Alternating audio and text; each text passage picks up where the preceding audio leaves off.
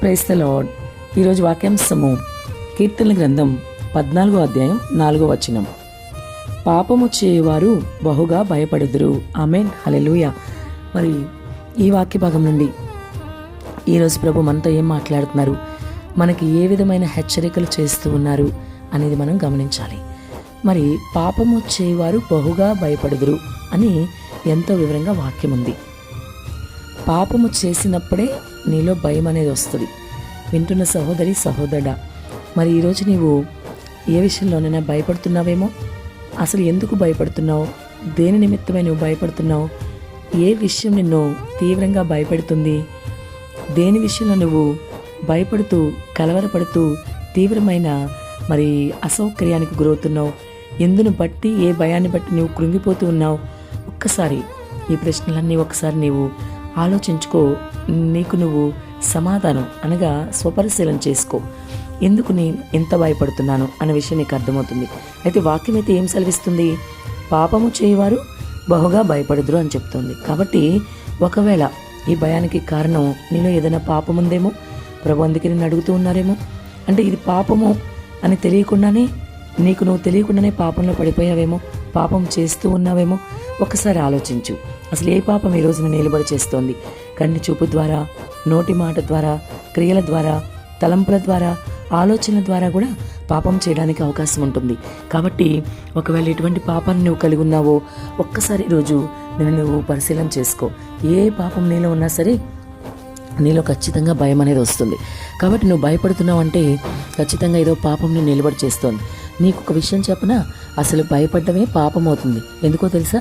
ప్రభువారు ఏమన్నారంటే, నీవు భయపడక చింతపడక నీ బాధ చింతంతా నా మీదవే అన్నారు ఆయన. అంటే ఆయన స్వయంగా మరి బైబిల్ గ్రంథంలో ఆయన ఏది చెప్పిన ఆజ్ఞే కదా. మరి ఆయన స్వయంగా భయపడకు అని ఆజ్ఞిస్తుంటే నువ్వు భయపడుతున్నావంటే ఖచ్చితంగా అది పాపమనే కదా అర్థం. కాబట్టి ఎంత మాత్రము కూడా పాపం నీలో ఉండడానికి వీలేదు. నువ్వు ఏ విషయం గురించి భయపడినా సరే అది పాపమే అని వాక్యం సెలవిస్తూ ఉంది. కాబట్టి ప్రభు నీతో ఉన్నాడని ఒక ధైర్యం కలిగి, ఒక భరోసా కలిగి, ఒక నమ్మకం కలిగి నీవు నీ ఆత్మీయ జీవితంలో ముందుకు వెళ్ళాలి.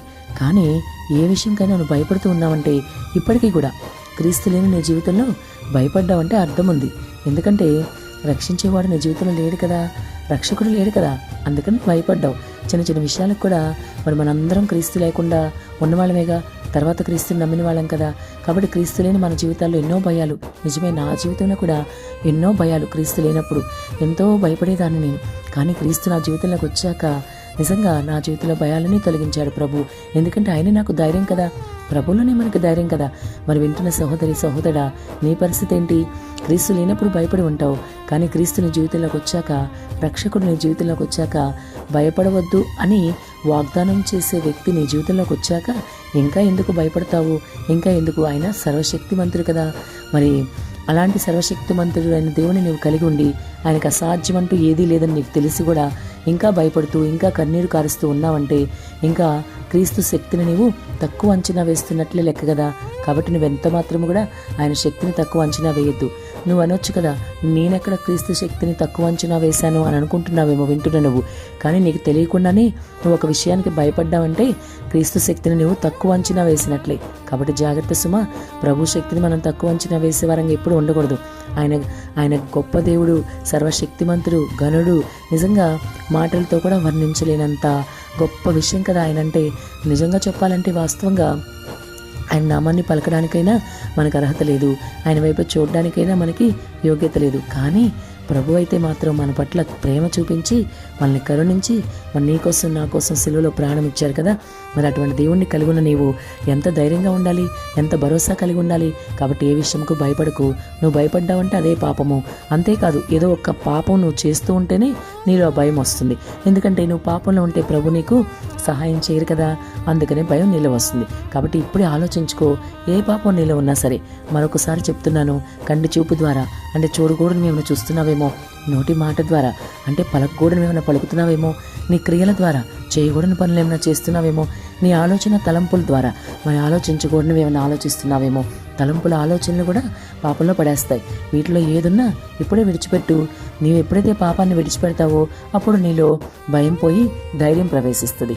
ఎందుకంటే నీ ధైర్యము యేసులోనే, నీ భద్రత యేసులోనే, నీ కాపుదల యేసులోనే, నీకు రక్షణ యేసులోనే. అన్నీ నీకు యేసే ఉండగా ఇంకెందుకు భయపడతావు? అధైర్యం విడిచిపెట్టి ధైర్యం కలిగి నీ జీవితంలో ముందుకు సాగు. ప్రభు నీకు తప్పకుండా సహాయం చేస్తారు. పాపం ఏదైనా ఉంటే ఇప్పుడే విడిచిపెట్టు. ప్రభు నీకు తోడుగా ఉంటారు. కాబట్టి భయపడక నీ ఆత్మీయ జీవితంలో విశ్వాసములకు కర్తయు దాన్ని కొనసాగించువాడని యేసు వైపు చూస్తూ ముందుకు సాగిపో. ప్రభు అట్టి కృప నీకు దయచేయునుగాక. ఆమేన్.